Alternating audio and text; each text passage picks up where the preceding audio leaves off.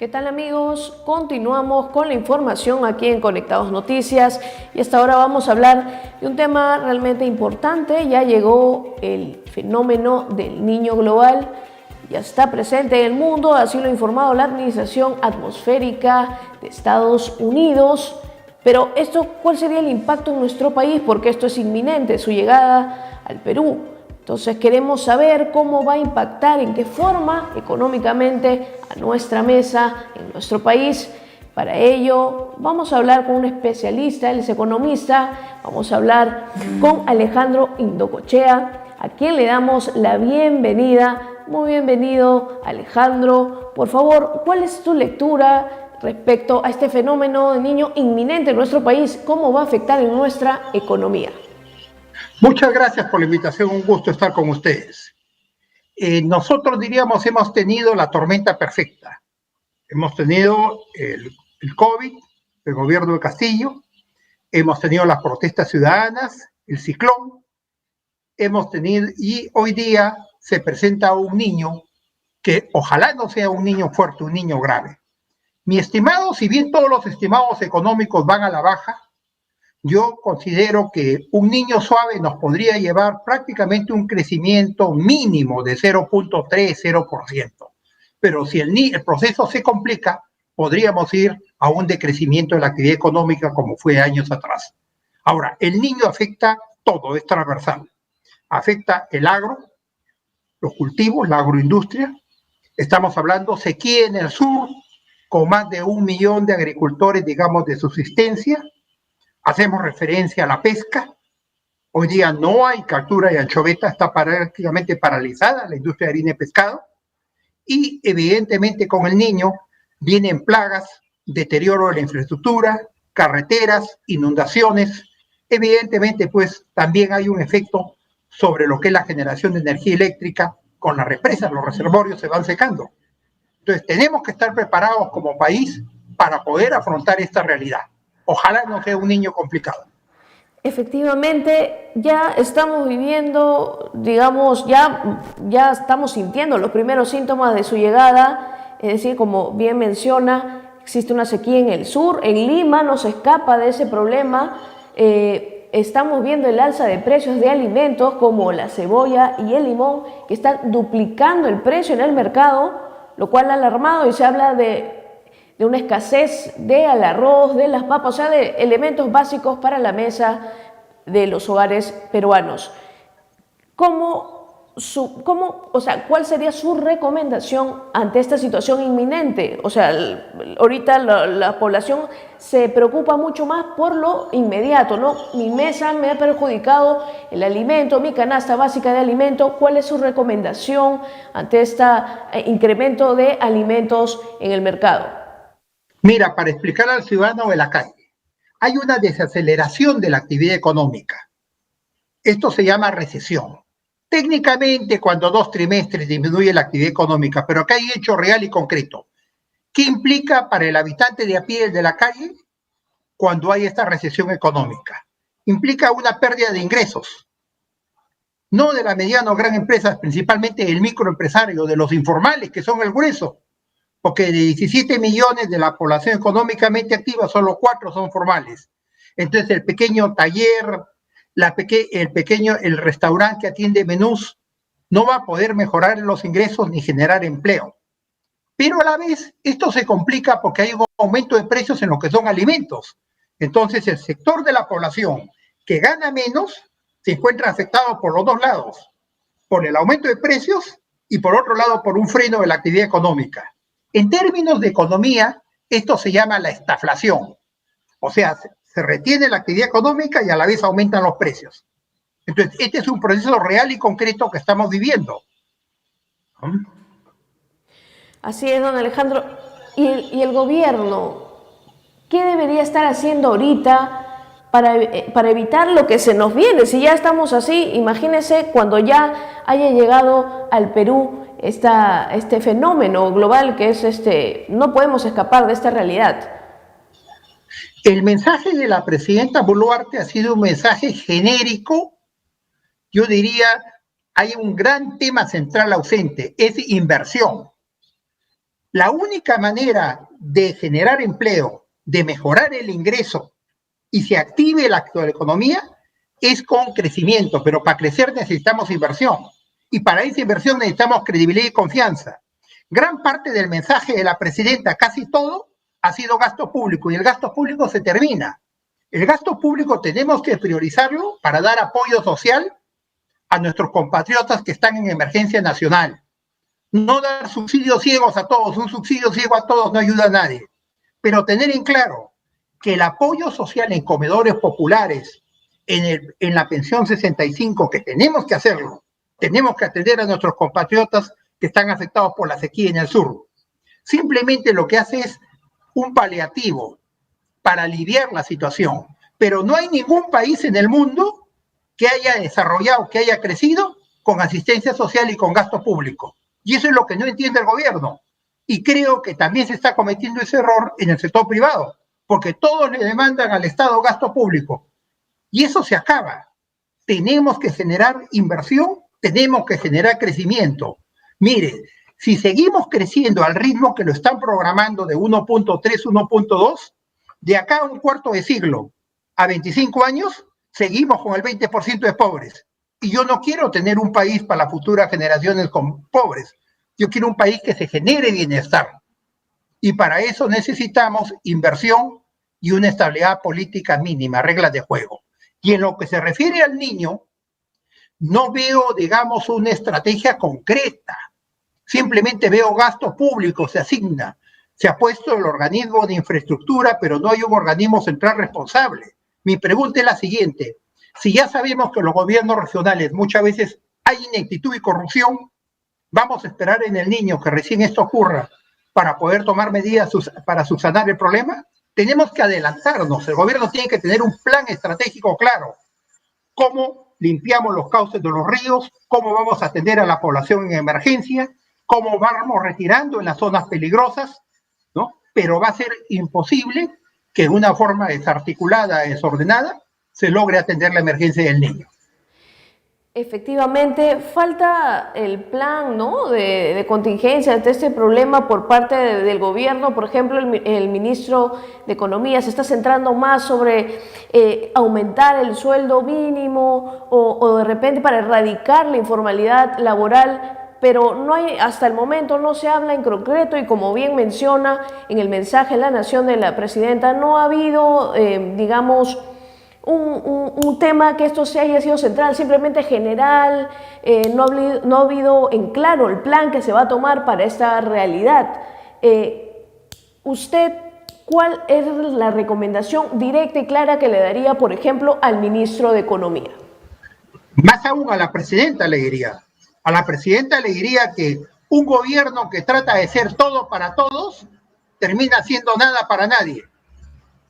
Muy difícil que en los 3 años que queden, si se complica con un niño, podamos mantenernos a base de ofrecimientos y de lluvia de regalos.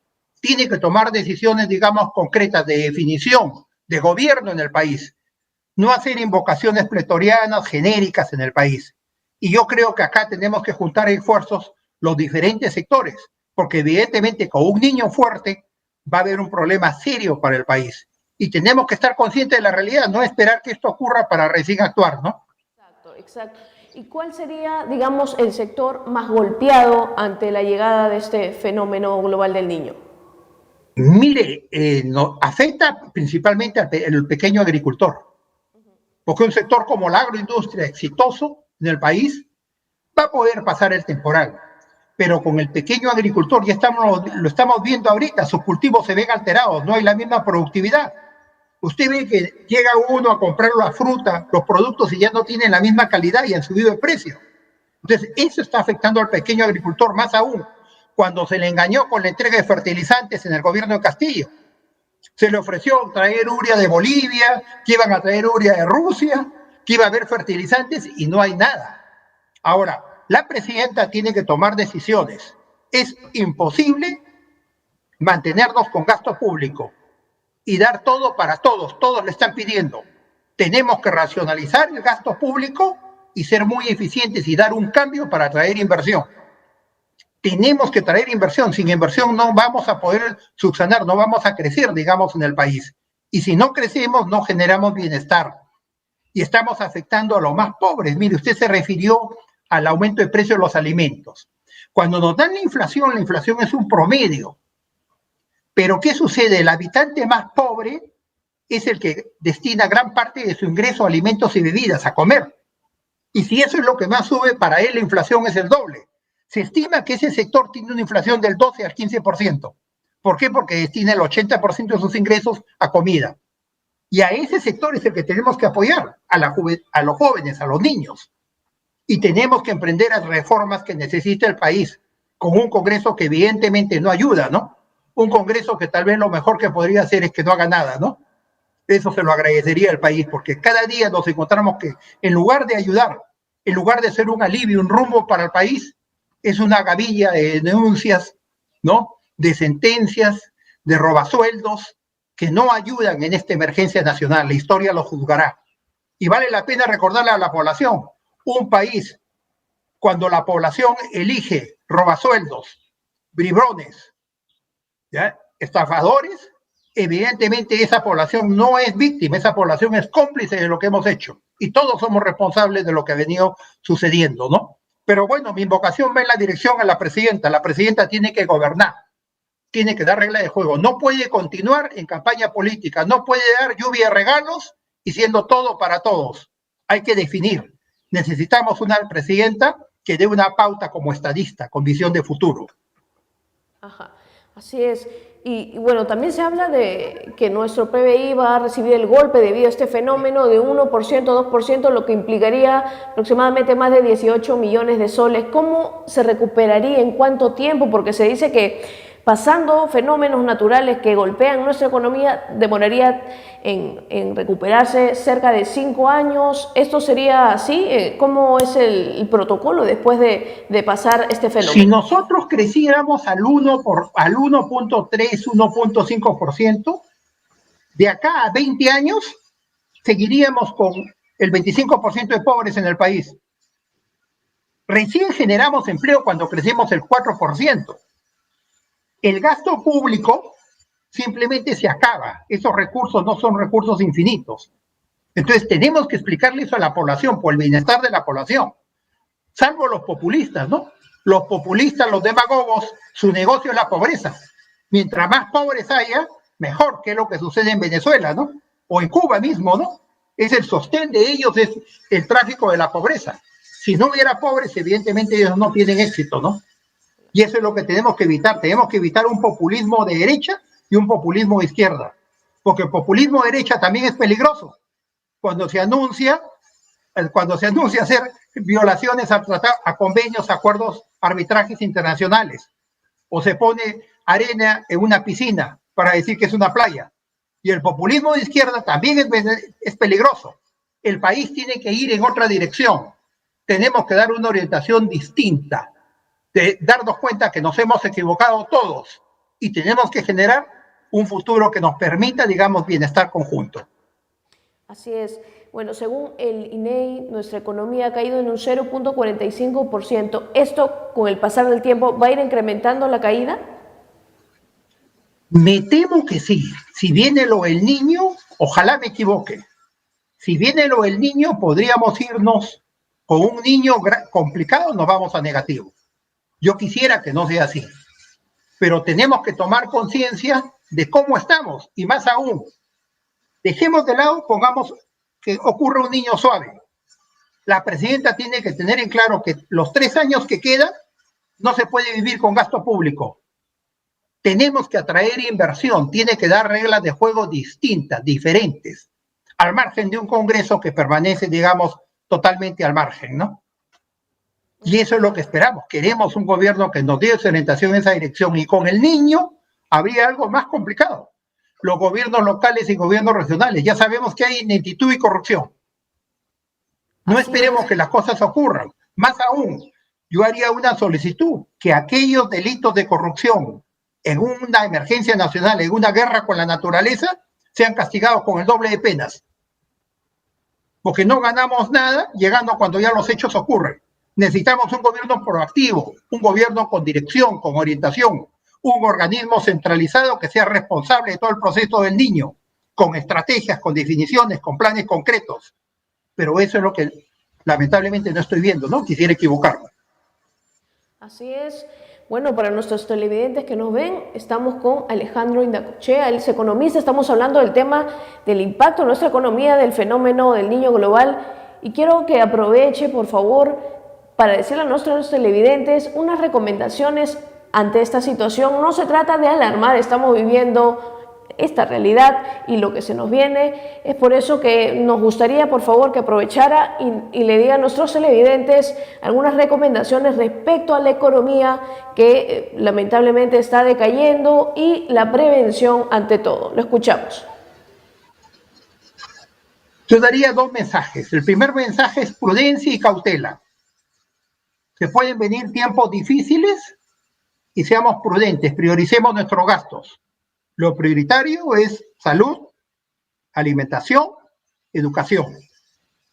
Lamentablemente, ya se han acabado los recursos, se consumieron los fondos de las AFPs, se consumieron las CTS, ya se vienen acabando los recursos, notemos esto viene de tiempo atrás. Y lo que queda de gasto público, que es el esfuerzo de 20 años, también se va a acabar. Entonces, yo invoco acá prudencia y cautela, y evidentemente un mensaje que tenemos que concertar, llamar a la unidad nacional para hacer un Perú diferente, un Perú distinto, más allá de los extremos, más allá del populismo de derecha y del populismo de izquierda. Basta de poner adjetivos, basta de izquierda, derecha es un concepto obsoleto y gestemos un país, digamos, para todos. Muchísimas gracias, don Alejandro. Muchísimas gracias por esta conexión y por las recomendaciones valiosas que nos ha brindado nosotros y a todos los televidentes ahí en sus casas. Agradecemos esta conexión. Hemos estado con el economista Alejandro Indacochea y nosotros seguimos con más programación, así que no se olvide de seguir pendiente de nuestra programación. Si usted nos quiere ver en vivo, puede ingresar para conectadosperú.com, donde podrá vernos las 24 horas al día y totalmente gratis.